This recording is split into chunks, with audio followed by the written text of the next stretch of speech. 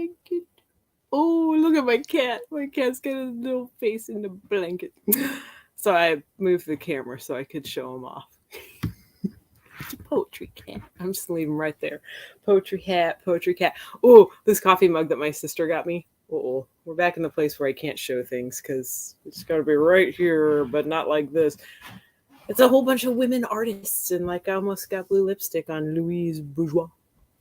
So, good morning. Welcome to Breakfast Poetry Live. Here we go. Cut the phlegm with the Highlander grog coffee. Let's go. All right. Good morning. Okay, let's begin with a weird work now that I have my voice. My hand is cold with humiliation. I rest my face against it and pray to wake up wiser. Gloomy.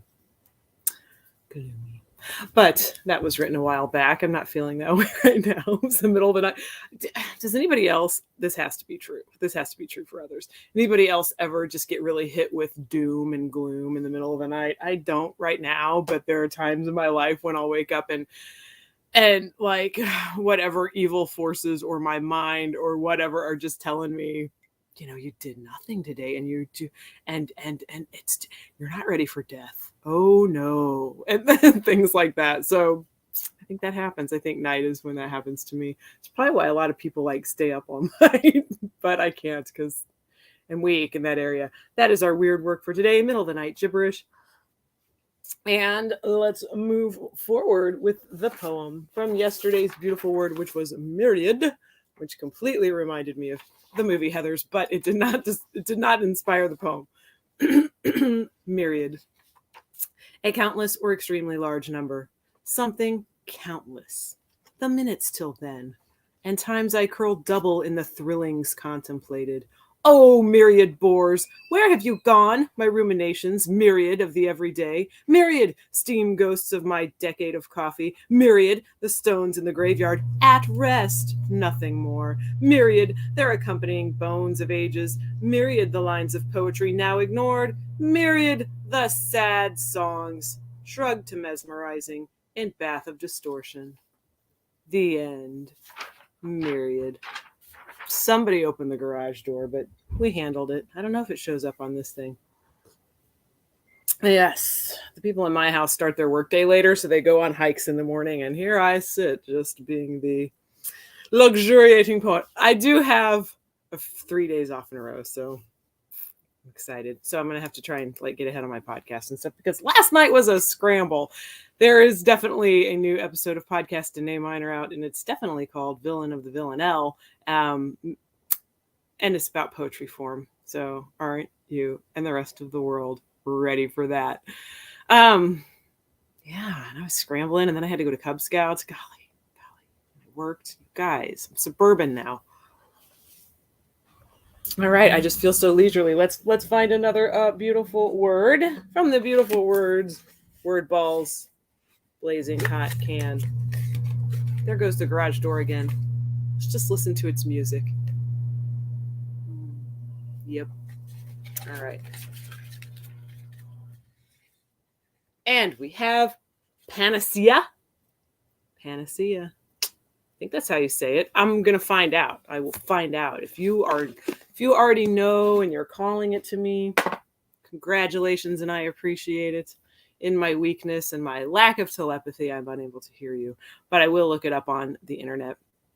In the old days, we would have called the library or looked in the dictionary and looked at that. They taught, do they do this with the kids now where they teach you how to read the phonetics in the dictionary, the pronunciation? I just remember spending a lot of time on that. The schwa, which is the upside down E, which sounds like So if a because that's confusing. Could be UH or, you know, I mean, basically that's what it would have to be in English, American English.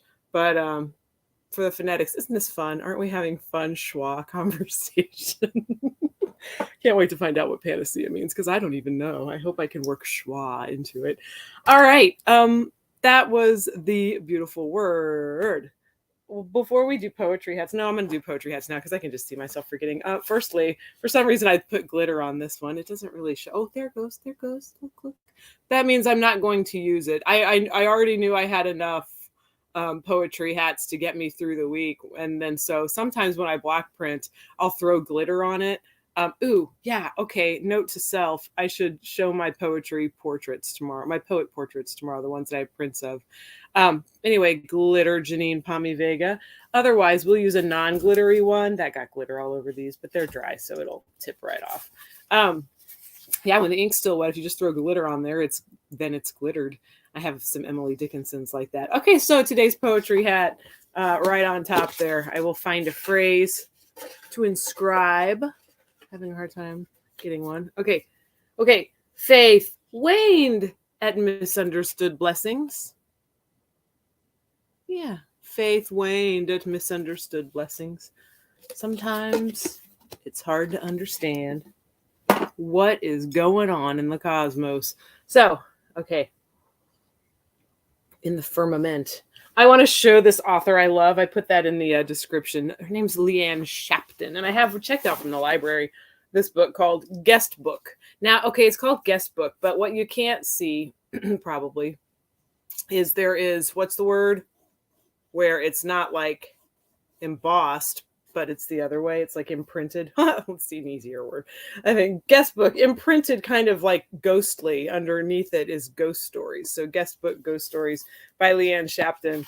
And I first saw this one at some place in Kansas City it's like a bookstore, but it's like a really curated bookstore where there's just not like a huge selection of books, but they're all kind of cool books. And this was there, and I didn't buy it.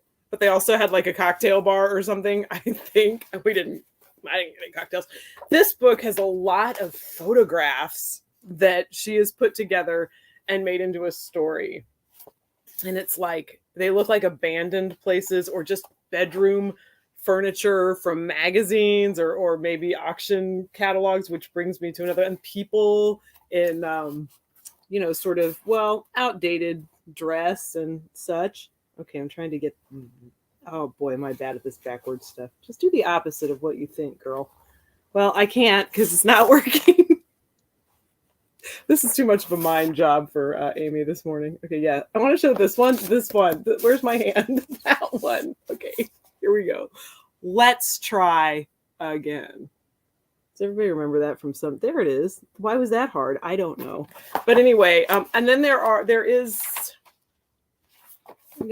some prose in here, but and I checked it out from the library, and I haven't really even looked at it in a couple of years. Not that I've had it out from the library in a couple of years. It was a couple of years ago, probably the last time I checked it out from the library, and then maybe a year before that I ever first saw it. But so interesting because so many interesting photos. There's one titled Christmas Eve, and it's got like a bunch of vintage gift wrap and Christmas cards. And it, like under the snowman, it says, later on the walk home, her friend elaborated a suicide, an infanticide, ghosts, not ghost stories. Oh, that was a little heavy, but here's some more. And then a lot of, she slept alone that night. Oh, wow. I mean, I forgot about this part. This is my favorite with the vintage paper. But then there's like old family pictures and stuff. And then she just kind of uses them as a springboard to tell a story, which I find brilliant. This is the very first book I ever saw. Look at that title. I'm going to read it to you because it's hard to see. Important Artifacts and Personal Property from the collection of Lenore Doolin and Harold Morris, including books, street fashion, and jewelry. Saturday, 14 February 2009, New York. I found this at a difficult time in my life when I worked at a library, but was also having some like personal bummers going on. And this is a book full of photographs.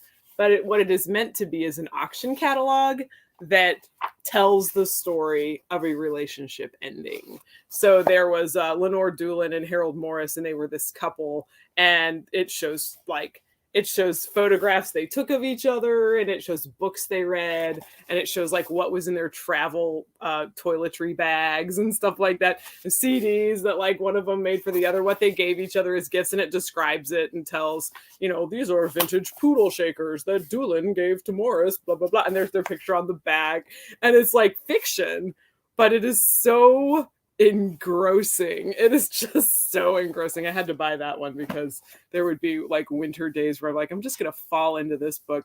And then the last one that I bought by her is very poetic, actually. It's called Was She Pretty?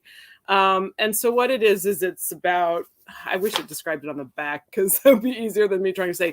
It's little poetical things about uh people, like, talking about the exes, of somebody that you would be in a relationship with, feeling threatened maybe by their exes. Like, one of the women Len used to know was an opinionated academic. She wore braces and they looked fantastic. And then there'll be a drawing. There's the drawing, which I'm trying to, there it is. And then the next page continues with Len, another posed for life drawing classes. So, how you could feel like, oh, she was so fab and everything. Jonathan's ex-girlfriend was Constance. She was a nurse. She hated her uniform, but Jonathan loved it. So, hey, there she is. Hey, Constance. So, this really fun. Leanne Shapton has this sense of voyeurism that I am so into. I used to be kind of obsessed with like taking pictures of the insides of my bathroom drawers, and I thought I'm gonna like do that at other people's houses too. But then I never did. I don't know why. Maybe I stopped going to people's houses, or maybe I didn't think about it when I was there. I don't know. So anyway, I wanted to share some Leanne Shapton with ya. I have the Highlander Grog coffee. Did I tell that already? I don't like flavored coffee generally, but I make an exception for Highlander Grog because one day when I was working on the switchboard in Columbia, it was the day after Christmas, and there were like, it was a huge old call center for a bank, for several banks, and there were like 5 of us in there, and it wasn't huge.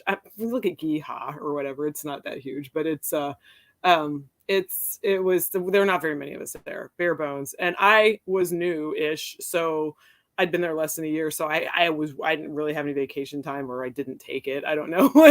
And like the rest of my family had gone to Texas because we were gonna be moving to Texas at some point, and they went down there at Christmas, and I was like, I can't, I have to work, because really I was jazzed about just kind of being by myself.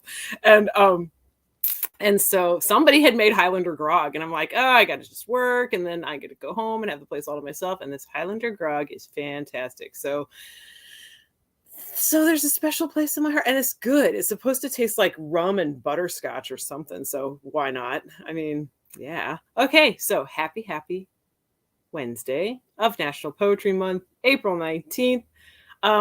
Thank you for spending time with me. I hope that you will enjoy some poetry today. We'll see you tomorrow. I don't know how long it's going to take this thing to decide to end. I hit end, and then I hit end again,